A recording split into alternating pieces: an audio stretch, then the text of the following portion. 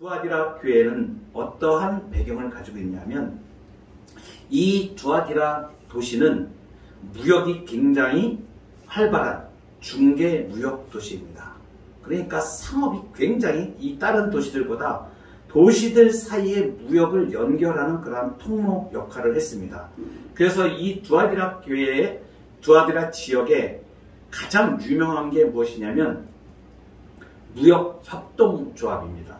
소위 이제 길드라고 우리가 얘기를 하는데 무역을 하는 사람들이 연합체를 형성하여서 똘똘 뭉쳐서 그렇게 그 자기들의 이익을 추구해 나가는 그러한 도시였습니다. 특별히 이 두아디라는 구리세공업자들하고 염색세공업자들이 많았습니다.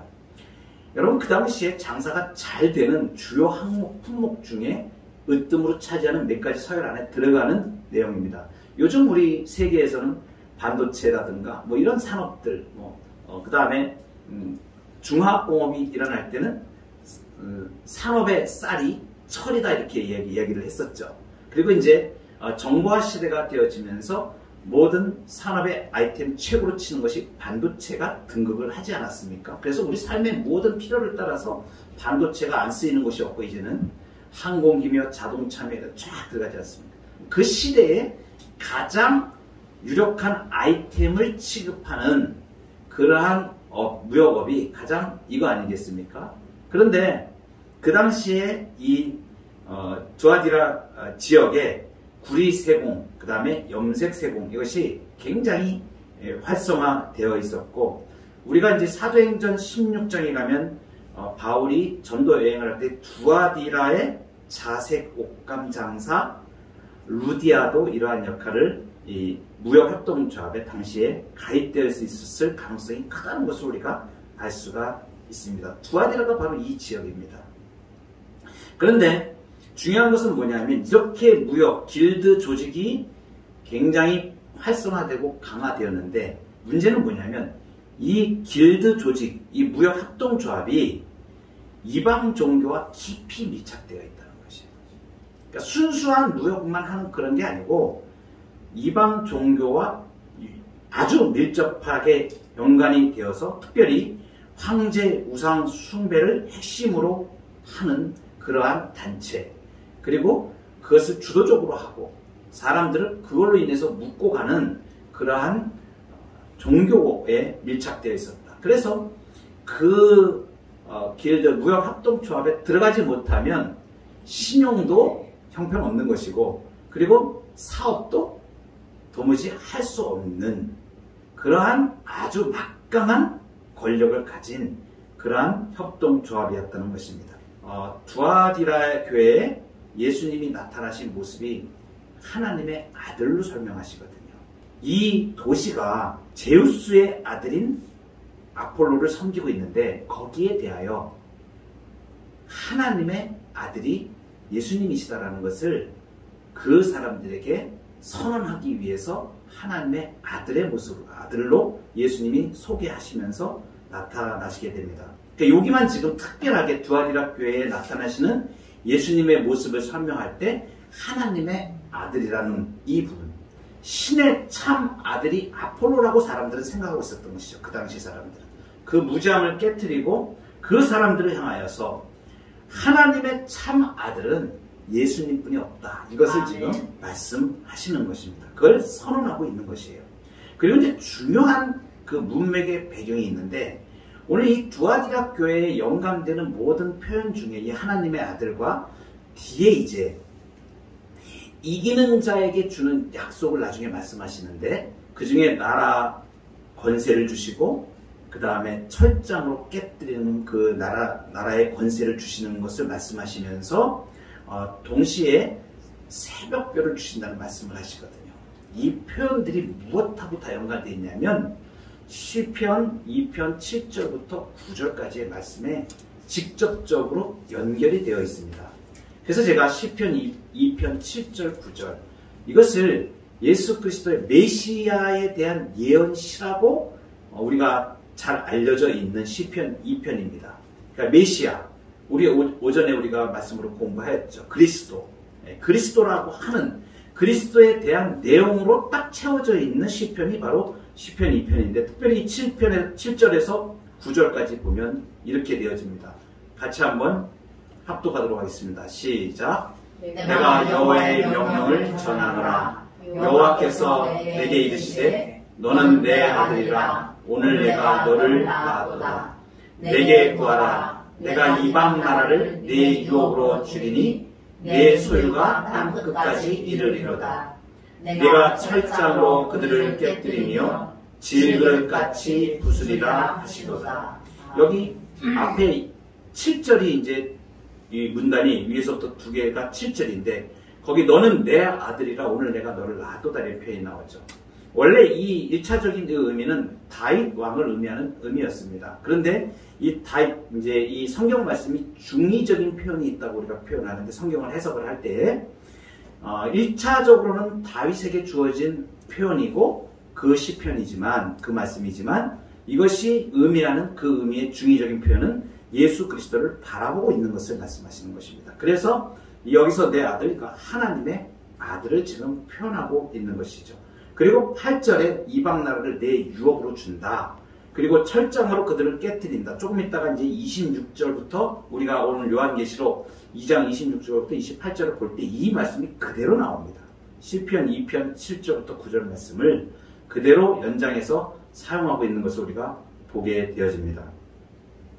여러분 하나님의 아들로 지금 이렇게 말씀하신다. 오늘 계시록 2장 18절에 그 두아디라 교회에 나타나신 예수님의 모습을 하나님의 아들로 말씀하시는 것은 무엇이냐면 이제 하나님의 아들이 지금 말씀하시니까 예수님의 말씀을 잘 지켜서 승리한 교회는 그 예수님의 통치와 같은 그 통치를 같이 누리게 될 것을 우리에게 말씀해주고 있는 것입니다. 칭찬을 하시죠. 2장 19절에 보면 내가 네 사업과 사랑과 믿음과 섬김과 인내를 안다. 교회 공동체의 아주 중요한 덕목들이죠. 가장 앞에 나오는 것이 무엇입니까? 사랑입니다. 그러니까 종말의 시대를 살아갈 때 세상은 항상 사랑이 식어져서 사람을 괴롭히고 압박하고 통탄하게 만들고 슬픔으로 몰아가지만 예수의 공동체, 교회는 서로 사랑함으로 이 땅의 도전들을 이겨내고 위로를 받으며 힘을 얻으며 하나님이 주시는 힘을 서로가 공급하는 그러한 사랑의 공동체로 세워져 가고 있는 것을 말씀해 주고 있습니다. 그리고 이제 가장 중요하게 이렇게 칭찬을 하면서 말씀하시는 것이 네 나중 행위가 처음 것보다 많도다 이랬습니다.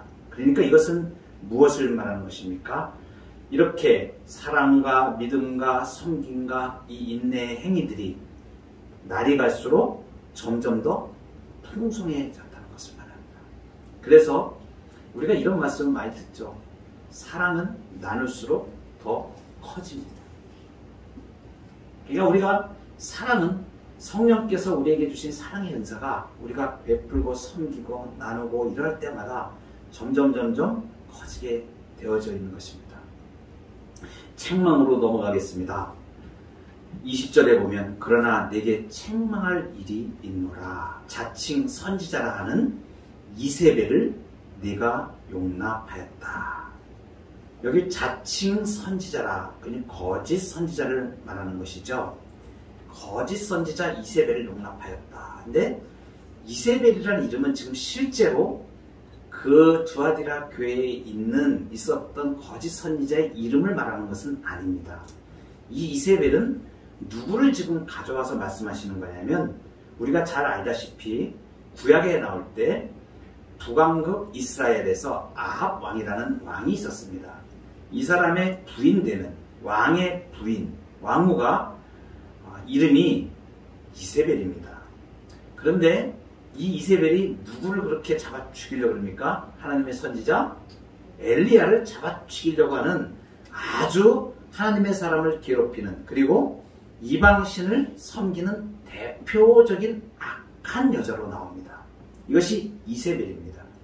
이렇게 이세벨을 지금 구약에 있는 배경, 아합 왕 때 있었던 얘기를 이세벨을 딱 가져와서 예수님이 지금 말씀하시는 것은 무엇이냐면 두아리라 교회에 어떤 영향력 있는 여성 인물이 있는데 이 사람을 설명하기 위해서 지금 이세벨을 비유해서 지금 말씀하신 거예요. 이세벨 같이. 그러면 딱 우리가 짐작을 할 수 있죠.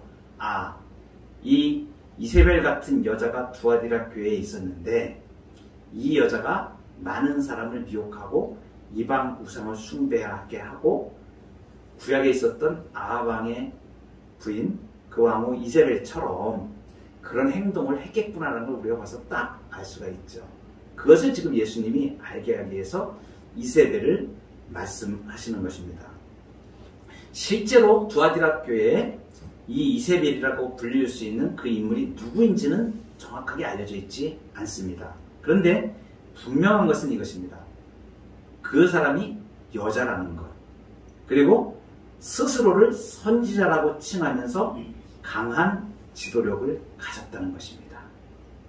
그러니까 굉장히 사람들을 확 끌어당기는 그러한 것을 가지고 있었다는 것이에요.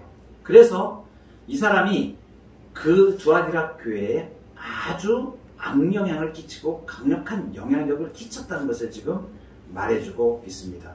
선지자라고 자기 자신이 칭했으니까 어떻게 했겠어요? 자기가 내가 하나님의 선지자야 라는 것을 많은 사람들에게 드러내려고 했겠죠.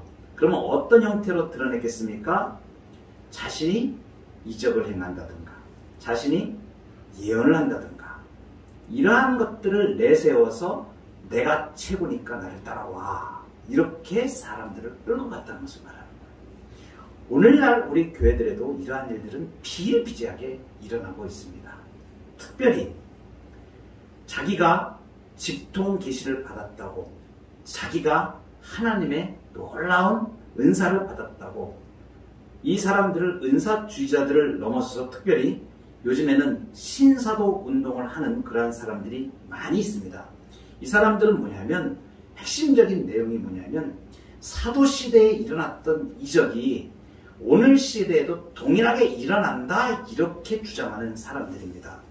언뜻 이야기를 들으면 그렇구나. 그 하나님의 능력이 그때나 지금이나 그렇지. 그러니까 사도시대에 일어났던 그러한 능력들이 일어나는 것은 그럴 수도 있겠지 라고 혹하게 되어지면 이것은 말씀을 잘못하는 것입니다. 하나님께서 계시의 역사를 진행해 오실 때에 특별하게 그 시대에 필요한 일들을 이루실 때가 있습니다. 그것을 계속하여 하는 것이 아니고 단회적으로 특별히 오순절 성령 임하셨을 때에 우리가 사도행전에 보는 사도행전적인 그러한 역사들이 많이 일어나지 않습니까? 그러한 일들을 대할 때에 우리가 조심해야 될 것은 무엇이냐면 그것은 그 시대에 교회의 특별한 시기에 주님께서 그 교회를 이루시고 아직 성경의 66권의 말씀의 계시가 완성되지 않은 시기에 주의 몸된 교회를 주님께서 다스리시고 통치하시기 위하여 비상한 섭리로 이끄셨던 단회적인 사건이라는 것을 아셔야 됩니다. 그래서 오순절 성령의 임함은 그때 일어났던 이적과 기사와 이러한 모든 것들은 지금 오늘 교회 시대에는 그것들이 존속하지가 않는 것입니다. 그런데 직통계시를 주장하고 그리고 신사도 운동을 하는 사람들은 그러한 역사가 지금에도 있다. 내가 바로 그 사람이다라는 것을 나타내면서 사람들을 이적 중심으로 몰고 가고 그리고 은사 중심으로 몰아가게 되어집니다. 그것은 잘못된 것입니다. 분명하게 우리가 그것을 믿음의 눈으로 볼 줄 알아야 되고 이러한 부분들에서 교회들이 흔들릴 수 있는 이유들이 지금도 여러 가지 사람들을 미혹하는 일들이 많이 있습니다. 무슨 어떤 능력을 행한다고 하고 직통계시를 받았다고 하는 사람들을 다 보시면 그 말로가 어느 쪽을 향하여 가고 있냐면 이단의 경계선까지 갔다가 조금 있다가 이단으로 다 넘어갑니다. 신옥주라든가 많이 있습니다. 지금 우리 한국에도 많이 있습니다. 별 희한한 능력을 막 나타내고 이 유튜브 들어가면 정말 아찔아찔합니다. 그래서 점점 자극적인 걸 막 사람들에게 제공하죠. 자기는 능력이 있는 것처럼 하늘의 천상의 신비한 것들을 다 본 것처럼 막 이렇게 내세우면서 사람들을 현혹시킵니다. 절대 거기에 속지 마십시오. 아멘. 전부 다 잘못된 것들입니다. 조심하셔야 됩니다. 특히 요즘처럼 정보가 난무하는 시대에는 유튜브에 막 방송을 때릴 수가 있기 때문에 정말 기존 교회들을 막 비판하면서 자기만이 최고인 것으로 은사를 받았다고 하면서 그것을 주장하는 것들은 거의 다가 이단이라고 생각하시면 됩니다. 그만큼 이 시대가 혼란한 시대입니다. 초대교회에 지금 이 두아디라 교회에 이런 이세벨 같은 여자가 나타날 수 있는 환경이 뭐 때문에 그랬냐면 당시에는 비교적 예언이나 은사나 이런 것들이 좀 자유로웠던 시대입니다. 좀 전에 제가 말씀드렸죠. 즉 교회 시대로 완전히 들어온 게 아니기 때문에 비상적인 섭리로 하나님께서 교회를 통치하는 시기였기 때문에 하나님께서 초기에 그렇게 성령 운동이 일어날 때 허용하셨던 그러한 일들이 있습니다. 그런데 지금 시대에는 그런 것들은 그렇게 일어나지 않습니다. 왜 그렇습니까? 계시의 말씀이 완전하게 주어졌기 때문에. 그래서 이 계시의 말씀으로 주님이 완전하게 교회를 통치하시고 다스리시기 때문에 더 이상 그런 것들이 필요가 없기 때문에 주님께서 그것을 거두신 것입니다. 그래서 오순절 성령의 강림 사건은 단회적인 사건이라는 걸 꼭 기억하고 계셔야 됩니다. 그래서 지금도 신사도 운동으로 교회를 흔들려고 하고 자기가 능력이 있다고 하고 흔들려고 하는 자들을 분별하여서 그들을 몰아낼 수 있어야 됩니다. 가깝게는 우리 교회 초기에도 작년에 그런 일이 있었죠. 그 사람들의 한결같은 주장이 무엇이냐면 그 자기가 능력을 행한다고 해가지고 사람을 장악을 합니다. 내가 어떤 능력이 있다, 병 고치는 능력이 있다, 뭐 기도의 은사가 있다, 신유의 은사가 있다, 이렇게 자기가 주장하면서 사람들을 장악을 합니다. 마귀도 사람을 병을 낫게 할 수 있습니다. 그를 망가뜨리기 위해서 얼마든지 할 수 있는 거예요. 그것은 중요한 것이 아닙니다. 정말 중요한 것은 주님의 말씀과 은혜 가운데 거여가는 것이 중요한 것이지, 그러한 것들, 일시적인 그런 것들에 현혹되어지는 그러한 믿음으로 쫓아가 사람들을 현혹하여서 가는 것들은 하나님 앞에 심판을 받게 되는 거예요. 제가 설교 때마다 누누이 말씀을 드립니다. 이만큼 우리 시대가 어렵고 힘든 시대를 바른 믿음을 접하기가 어려운 시대로 갖고 있기 때문에 제가 그렇습니다. 수많은 교회들이 이러한 잘못된 것이 짬뽕되어 있습니다. 그래서 교회 내 신앙생활을 했다고 하는 사람들도 자기도 모르게 그러한 물을 먹은 것들이 많이 있습니다. 우리 가운데도 많이 있습니다. 그래서 우리가 이렇게 말씀을 통해서 하나하나 점검해 나갈 때 이것은 잘못된 것이구나. 하나님의 말씀은 분명하게 이러하구나 라는 것을 잘 붙잡고 교정해 나가고, 또 우리가 잘못된 신앙이 있었던 것들은 또 하나님의 말씀으로 다시 바로잡고 하는 일들을 우리가 계속 해 나가야 되는 것입니다. 이 두아디라 교회에 이러한 일들이 있었는데 이 이세벨의 활동은 무엇을 통하여 이렇게 활동하게 됐냐면 명분이 있었습니다. 무역합동조합에 거기에 가입을 하지 않으면 치명적인 아무 활동도 경제적인 활동을 할 수 없는 그러한 완전히 도태되어지는 상태에 처하기 때문에 거기에 같이 가게 했던 것입니다. 중요한 것은 뭐냐면 이 사람들이 우상 숭배를 할 경우에 그냥 우상의 재물을 먹고 나누는 그 정도가 아니고 완전히 행음하는 자리에까지 이르게 되어지고 우상 숭배에 깊이 빠지게 되었던 것을 말합니다. 그래서 20절에 보면 이렇게 말씀하십니다. 그러나 내게 책망할 일이 있노라. 자칭 선지자라는 여자 이세벨을 내가 용납하니 그가 내 종들을 가르쳐 깨어 행음하게 하고 우상의 재물을 먹게 하는다. 여기서 행음이 먼저 나오고 우상의 재물이 뒤에 나옵니다. 앞에 버가먹게라든가 이런 부분을 설명했을 때는 우상의 재물을 먹고 행음하였다 이런 표현을 쓰는데 여기서는 행음한 게 먼저 나옵니다. 그러니까 이 행위가 얼마나 혼잡되게 갔는지를 우리가 알게 되어집니다. 특별히 여기서 이제 미혹하였다 이렇게 표현하죠. 내 종들을 가르쳐 꾀어 행음하게 하고 이제 가르치고 꾀어 이렇게 이 표현이 지금 미혹하였다는 표현입니다. 미혹이라는 것은 이 배후에 사단이 존재하는 것을 말해 줍니다. 그러니까 이 뒤에서 지금 이 무역협동조합이라고 겉으로는 드러나 있지만 그 안에서 이루어지는 건 사실은 사단이 장악하고 믿는 사람들을 해하려고 하는 그러한 교두보로 사용을 하고 있다. 그래서 이제 요한계시록 뒷부분에 가면 어떤 표현이 나오냐면 이 선지적인 미혹과 관련되어져서 사탄의 배후 조종을 받는 그 표면적으로 나타난 그 실체를 짐승과 거짓 선지자로 뒤에 요한계시록 뒤로 가면 말하게 되어집니다. 그러면 이렇게 하나님 앞에서 잘못하고 책망받을 일을 한 것을 예수님이 지금 어떻게 하시겠습니까? 이제 거기에 대한 심판을 하시겠죠. 그래서 예수님이 그 불의 화염 같은 눈을 가지신 분으로 이 두아디라 교회 초기에 설명한 것, 이것이 뭐냐면 심판에 관계된 것을 말합니다.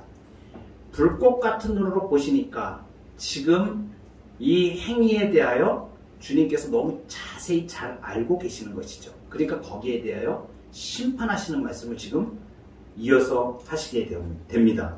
그래서 이세벨에 대한 심판을 하게 되어지는데 이 심판은 세 가지로 이루어집니다. 첫째는 이세벨이라고 칭하는 그 거짓 선지자에 대하여, 그리고 그를 추종한 사람들에 대하여, 그와 함께 행음하는 자들, 그리고 그 이세벨의 자녀들, 이렇게 표현합니다. 이 세 가지 부류에 대해서 심판하는 내용을 예수님이 이렇게 나누어서 말씀을 하시는데 22절에 보면 볼지어다 내가 그를 침상에 던질 터이요. 자, 그를 침상에 던진다 이렇게 표현하죠. 이것은 이세벨에 대한 심판입니다. 여기서 침상에 던진다, 침대에 던진다, 이 표현은 무슨 표현을 말하냐면 환유적인 표현입니다. 히브리 사고방식에는 어떤 게 있냐면 침대에 눕는 것을, 왜 침대에 눕습니까? 몸이 아파서 침대에 눕는 것으로 보는 것이에요. 이것이 히브리적인 사고방식입니다. 우리가 그냥 침대에 눕는다 그러면 잠을 자면서 누울지 어떻게 될지 모르잖아요. 그런데 관용적인 표현으로 히브리적인 사고방식에서 침대에 던진다, 침대에 눕혀진다, 이런 뜻은 뭐냐면 질병으로 고통받게 될 것을 말하는 것입니다. 그러니까 예수님이 지금 침대에 던진다, 이 표현은 뭐냐면 질병을 통해서 심판하신다는 것을, 질병으로 치시겠다는 것을 말씀하시는 거예요. 이 거짓 선지자들을 주님께서 용납하지 않고 주님께서 물론 회개할 기회를 주셨습니다. 회개할 기회를 주셨는데 그것을 회개하지 않고 그대로 자기의 그 행악을 계속하여 하게 되는 이 이세벨에 대하여 질병의 고통을 당하게 하십니다. 그리고 이제 이세벨과 함께 행음하는 자들에 대한 심판이 이어져 나옵니다. 그와 더불어 간음하는 자들도. 여러분, 그러니까 이 거짓 선지자가 깨었겠죠.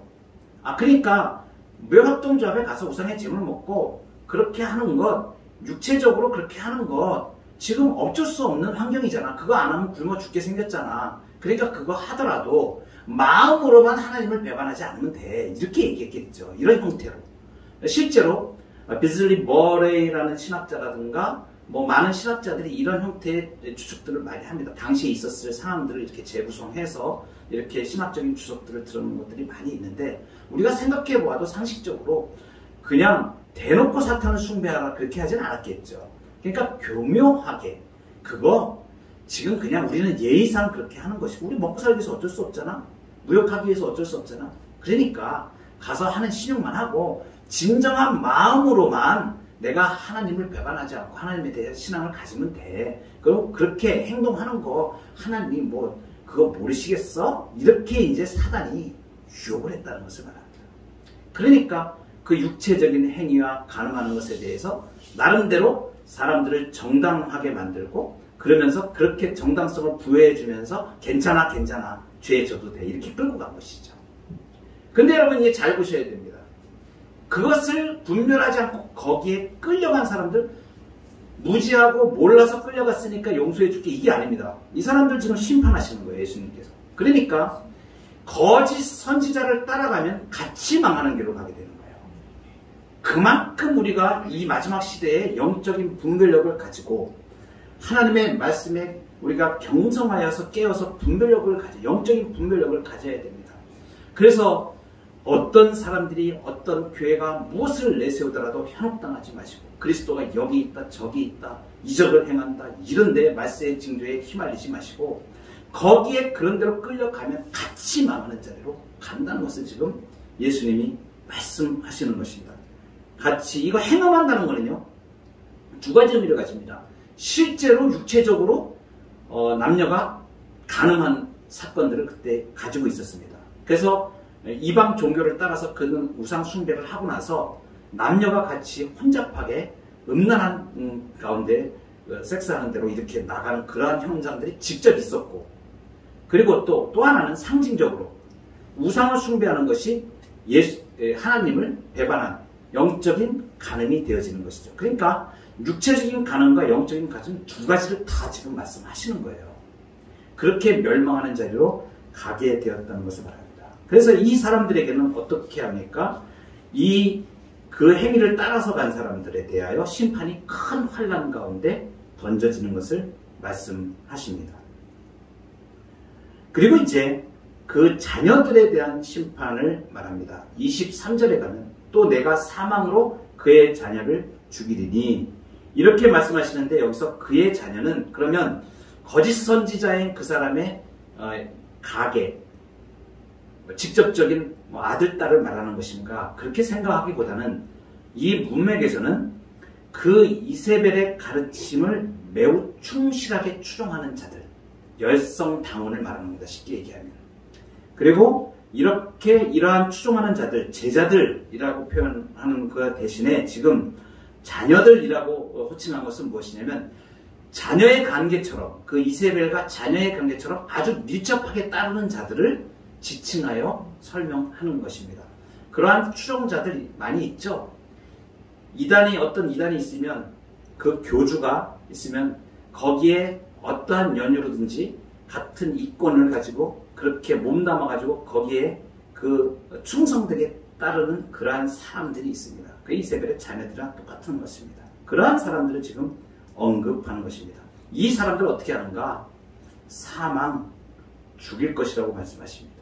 자녀를 죽이리니 예수님께서 심판하시는 것을 말씀하십니다. 그러니까 질병으로 심판하시고 큰 환난으로 심판하시고 그리고 사망으로 심판하시게 되는 것을 말합니다. 굉장히 엄중한 하나님의 말씀입니다. 그러면 24절에 두아디라에 남아있어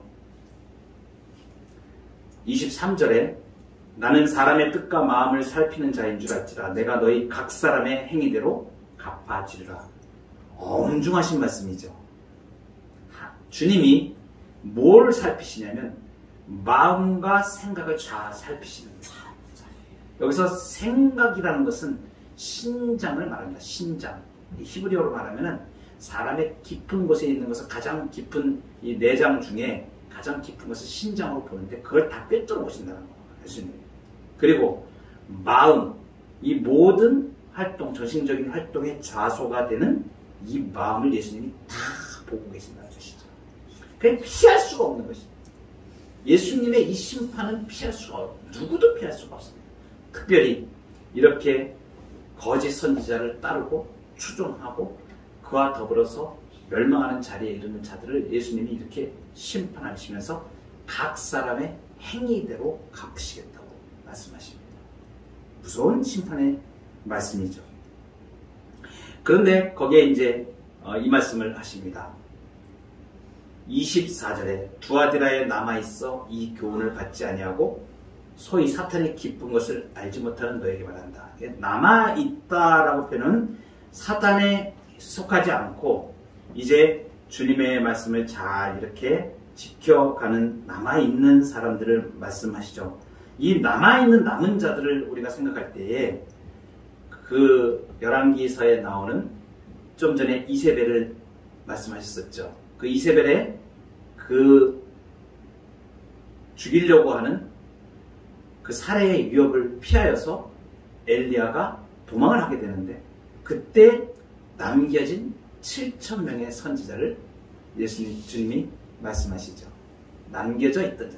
그 악한 이세벨의 우상 숭배에 같이 가담하지 않고 믿음을 지켜서 충실하게 주님을 잘 따르는 남아있는 백성들을 말합니다. 마치 오늘 우리 교회에 주님의 말씀을 순수하게 바른 신학과 은혜 가운데 거하여 믿음을 지켜가는 성도들을 일컬어 말씀하시는 것입니다. 그들에게 소위 사탄의 깊은 것을 알지 못하는 너희에게 말하니 다른 짐으로 너희에게 지울 것은 없노라. 이게 다른 짐으로 지울 것은 없다는 이 말씀은 뭐예요? 더 이상 말할 필요가 없다. 너희들의 수고와 그 아픔을 내가 다 알기 때문에 얼마나 힘드니 지금 이 말씀하시는 거야. 한편으로 표현하면. 그러니까 다른 짐 칠 것도 필요도 없고 너희들 견디는 것만 해도 정말 대단하다. 지금 그렇게 이세벨의 거짓 선지자들의 유혹과 이런 것들을 슬기롭게 잘 분별해내고 잘 지켜나가는 너희들 참 대단하다라고 예수님이 칭찬하시면서 그 사람들을 짐을 지울 게 없고 25절에 다만 너희에게 있는 것을 내가 올 때까지 굳게 잡으라. 우리의 믿음의 싸움이 어느 때까지 지속될 것을 말씀하십니다. 언제까지 우리의 이러한 신앙의 태도를 가져야 될 것인가? 예수님 오실 때까지. 주님 오실 때까지. 여기서 예수님이 오심이 장엄하게 오시는 재림이라는 것을 강조하기 위한 이 오신다는 표현이 이 히브리어의 그 헬라어의 여러 표현이 있는데 그 에로코마이 하는 그 오시리라 우리가 설명할 때 구름을 타고 오시리라 할 때 승귀하신 예수님 어디에서 어디로 가시는가 주님 하나님 보좌로 향하여 가시는 승귀하시는 것을 말씀드릴 때 그때 사용한 동사하고는 다른 동사거든요. 헥소라 그래가지고 예수님의 오시는 그 재림이 얼마나 장엄하고 얼마나 영광스러운지를 바라볼 수 있는 그러한 단어를 지금 사용해서 설명을 하고 있습니다. 내가 올 때까지 예수님 재림하신다는 것을 말씀하시는 거예요. 그때까지 지금 이 믿음을 잘 지키고 그렇게 미혹을 물리쳐라 이 말씀 하시는 것이죠. 이기는 자에게 줄 권세에 대하여 말씀하십니다. 나라들에 대한 권세를 주시다. 26절에 보면 이기는 자와 끝까지 내 일을 지키는 그에게 만국을 다스리는 권세를 주리니 이 만국을 다스리는 권세가 아까 우리가 보았던 시편 2편 7절에 나오는 말씀입니다.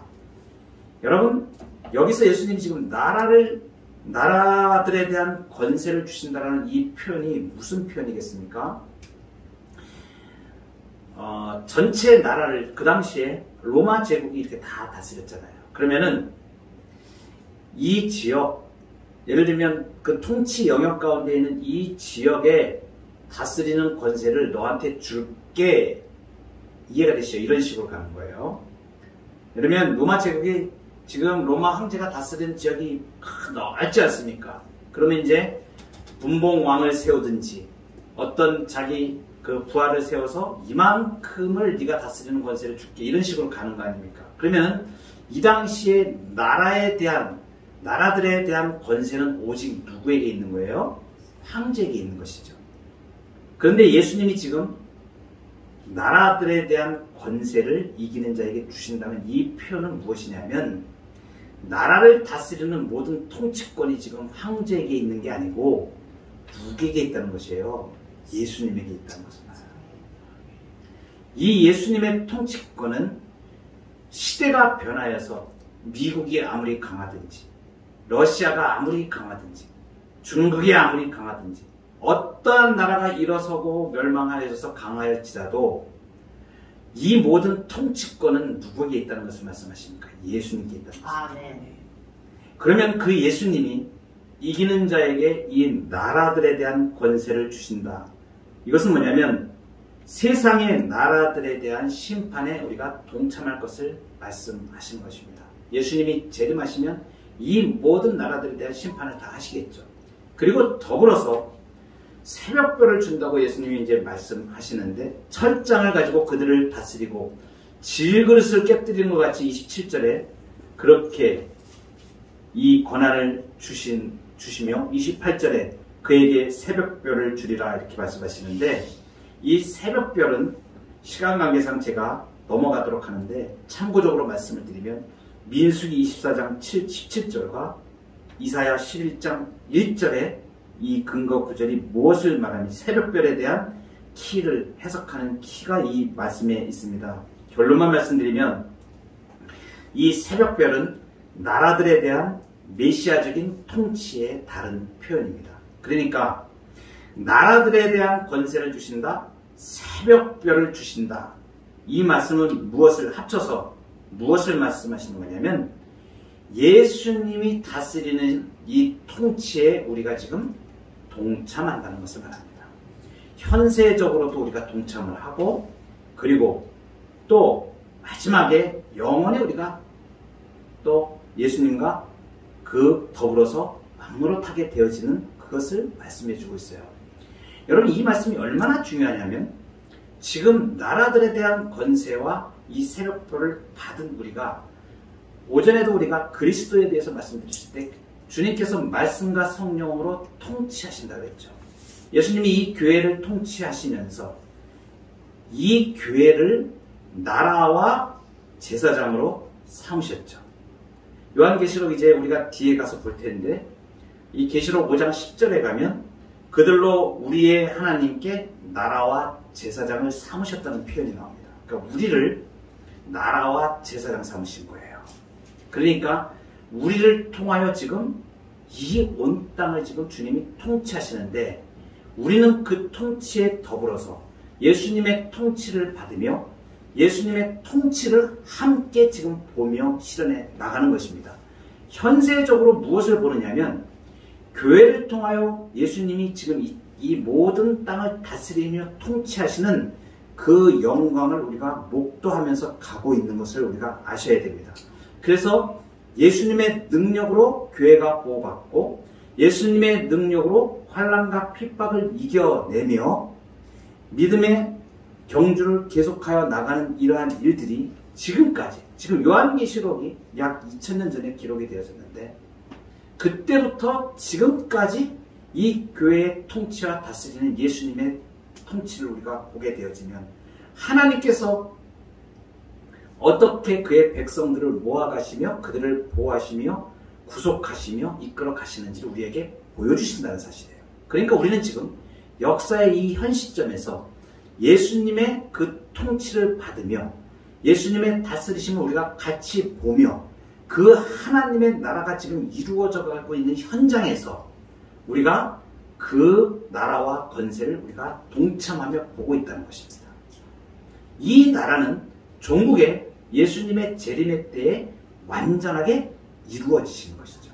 지금은 예수님의 통치가 완전하게 다 이루어지진 않고 부분적으로 주님의 나라가 이루어가면서 주님이 다스림과 통치가 따라가며 하나님 나라가 완전히 완성되어진 것은 아니죠. 그런데 그 완성을 향하여서 지금 가고 있죠. 그러니까 우리가 현재적으로도 예수님의 그 통치를 우리가 누리며 그 나라를 보며 그리고 종국의 메시아의 통치가 완성될 것을 소망하면서 우리가 바라보면서 이 땅의 삶을 살아가고 있는 하나님 앞에 나라와 제사장으로 부름받은 자들이라. 이것은 너무나 위대한 신분입니다. 그래서 우리의 소속이 하늘에 속하여 하늘의 시민권을 가진 자들이다. 예수의 백성들이라는 것은 차원이 다른 것입니다.